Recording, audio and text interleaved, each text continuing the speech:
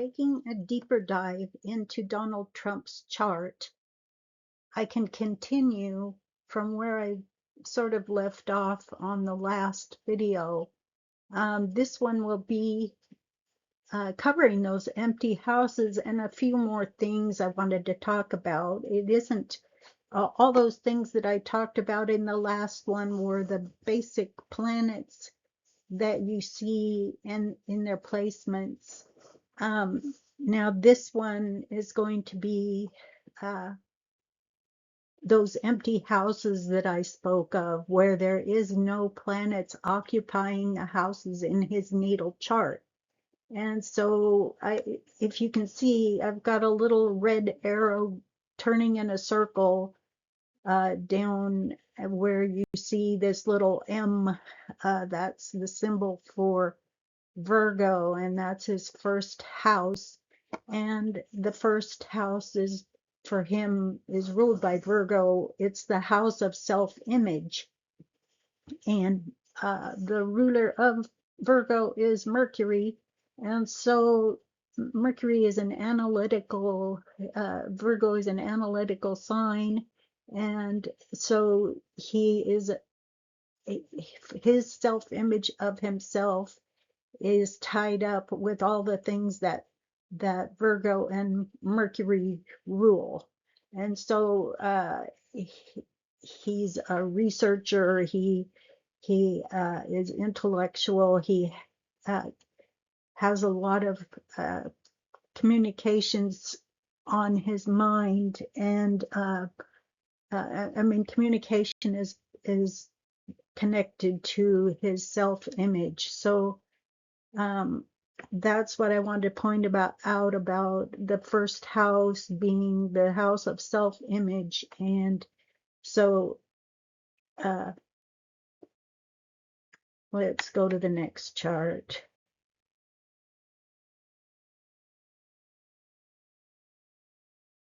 So that's showing that first house with Mercury as the ruler. And the next one I did not cover in the last video was the third house, which the third house is the house of communications. And for him, it's ruled by Scorpio, that symbol in that area that where the little arrow is turning around in circles. That's the third house, and where Scorpio rules. I spoke about it in the last video, what Pluto rules Scorpio, and it rules other people's money. It rules um, uh, your psychology, your obsessions, your money coming to you from outside sources, wills, government money, stipends, and so forth, how you receive your money.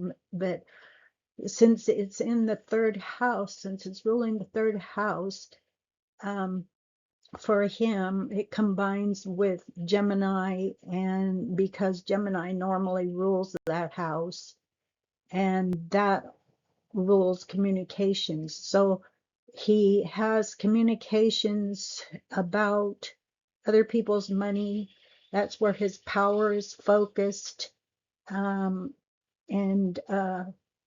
also secrets, a lot of secrets, and it's tied to his psychological makeup, to constantly being communicating about things that are secretive and powerful. He in his communications, it brings, having Pluto there, it brings obsessive power to his communications. He's very powerful in his communicating style, and that's because it's ruled by Pluto. And see, I don't know if I explained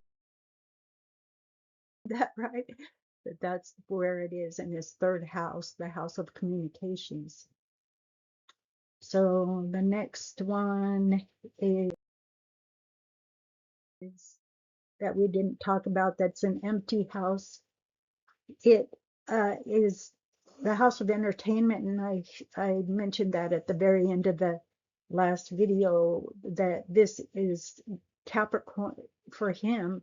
It's ruled by Capricorn, which rules your ambitions and your career and your the government, and so it all ties in with entertainment with him. And Saturn is the ruler of Capricorn, and the original ruler of the fifth house is the sun. And so his ego and his um, pride and so forth, his passions, all tie up in that fifth house. And of course, that's the government and entertainment, and it's all together for him. It's not that way for everyone. But anyway, next slide. And that shows where that fifth house is. That's the empty house. And the next one is his sixth house, which also has no planets there, but it's ruled by Aquarius for him. And the normal house is Virgo, and normally ruled by Mercury, which is communications, but also Uranus is communications. It's also a volatile and rebellious and revolutionary energy, and that's the house of work and health. So in both of those, he is revolutionary and rebellious. So, and individual, and a cry for freedom. He wants to be free of what others uh, he wants, since it's Uranus and Aquarius, it's dealing with the society, and so his work is tied up to being being free of others and being very individual about it, and he can be using big tech or small tech to accomplish what he wants in his revolutionary way of thinking. And let's go to the next slide. So that's the sixth house. It's showing with the little arrow going around in a circle. And then we're up to the seventh house, which is the house of partnerships. And I mentioned before on the last slide that it's like a nebulous thing. Neptune is a nebulous thing. It's can be confusing energy. It can bring illusions, but also spiritual. So in his partnerships, he wants a spiritual connection. In his marriage, he probably wants a spiritual connection, and he wants to be. He has an unconscious urge. Neptune brings your, and Pisces brings your, it's your unconscious urges. It's uh, unconscious motivations.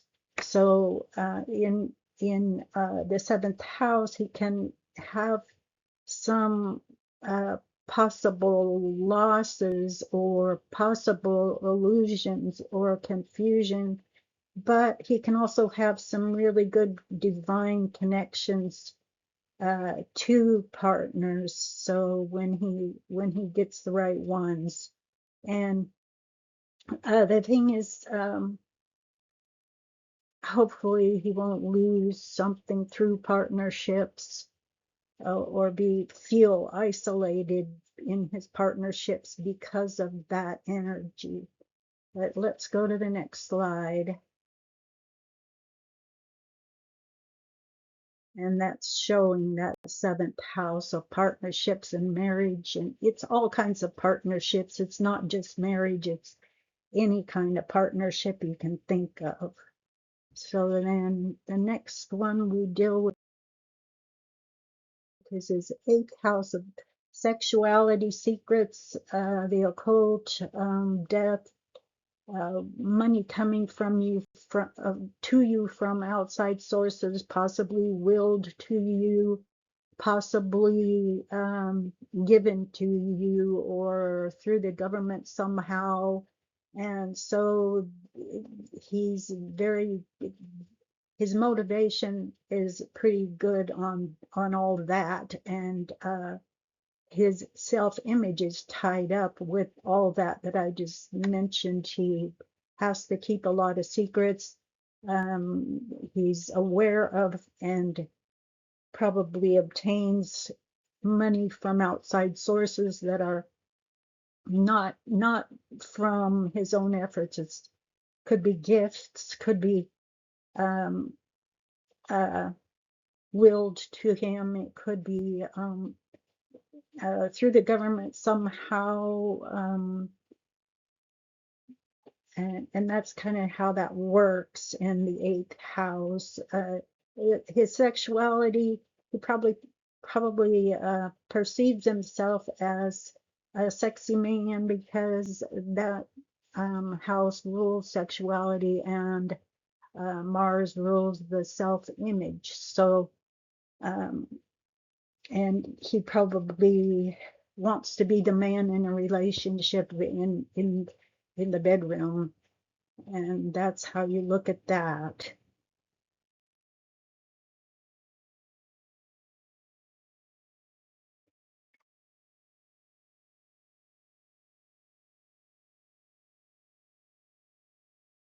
And then we go to the ninth house of foreign relationships and foreign travel and foreign um, communications, foreign trip. Did I already say trips? Yeah.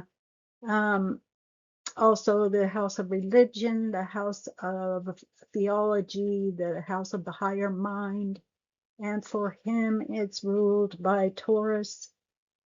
And Taurus is your values and money, and he ties all of that into his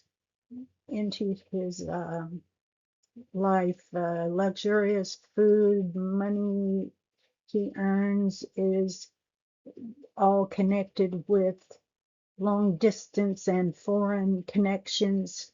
He has his marriage partner could be foreign. His uh,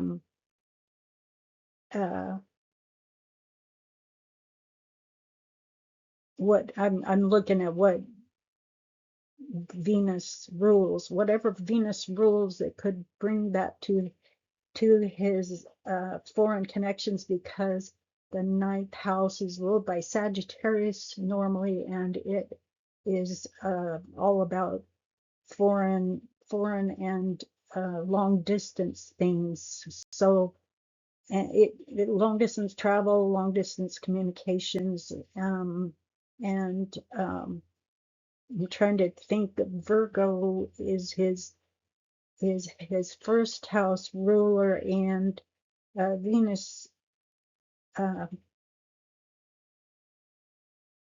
no, okay. Taurus is the other ruler of Venus besides Libra. So he's got a double because Venus is the ruler of luck. He's got a lot of luck in foreign and long distance dealings with money and marriage and luxuries, and Venus rules females, so he's got a lot of luck there in his ninth house, and all that has to do with his money and possessions and foreign connections.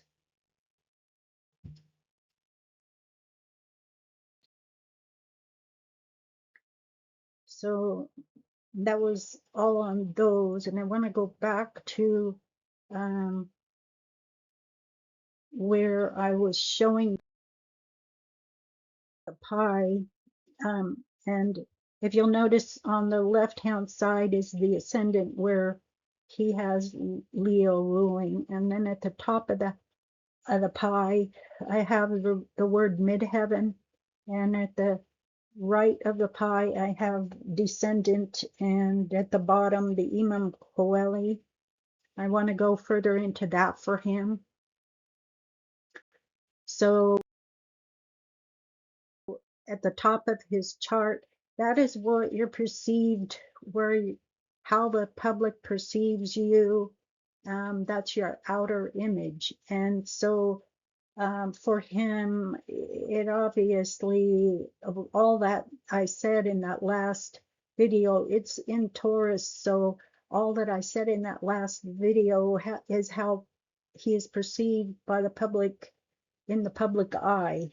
And midheaven is where you are perceived in public, and how you are perceived in public, and all that foreign connections, he love of money and luxuries and so forth. That's how people probably perceive him, connected somehow with a lot of influence in travel, long distance communications, long distance and foreign exchanges and so forth. And let's go to the next slide.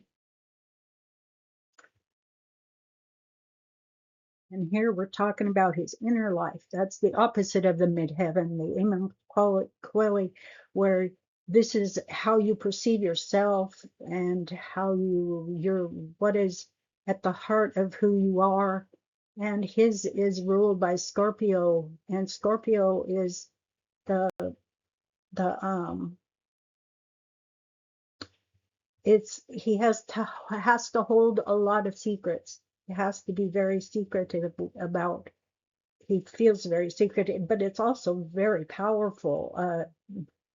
Scorpio is the power sign. It rules power. So his inner world, what he's connected to, is power, and that's who he is at his deepest core. That's what the Imam Coeli brings. So it brings all that Scorpio brings, all the what Pluto and Scorpio rule other people's money.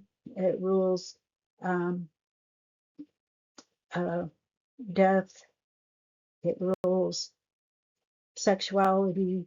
It rules psychology. It rules psychologically. He is a very powerful person in his innermost being. And we look at the descendant, and that's his partnerships, and his happens to be right there in Pisces, which it can be partnerships. I've spoken about what happens in the house. It's just the relationship between partners could be confusing, or could be spiritual connections, could be isolating, because he maybe feels like he's isolated having it in Pisces, or I'm not sure. I can't. No, it would be at the 29th degree in Leo. So okay, the 29th degree in Leo, I mean, in Aquarius is what it is. It's 20, his ascendant is opposite of the descendant. And so his ascendant is that 29th degree in Leo, and his descendant would be the 29th degree in Aquarius. And that makes his partnerships unusual.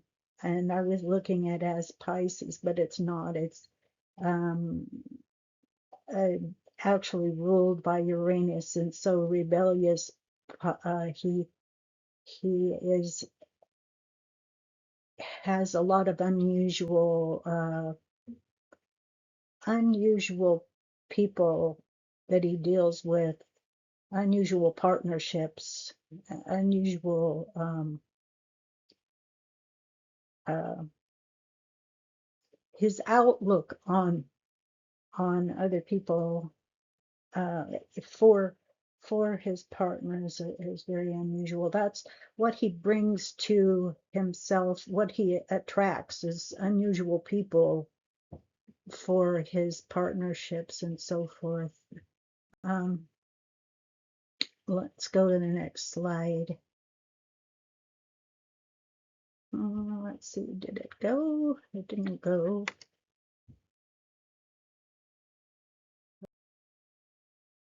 Okay. Okay, yeah.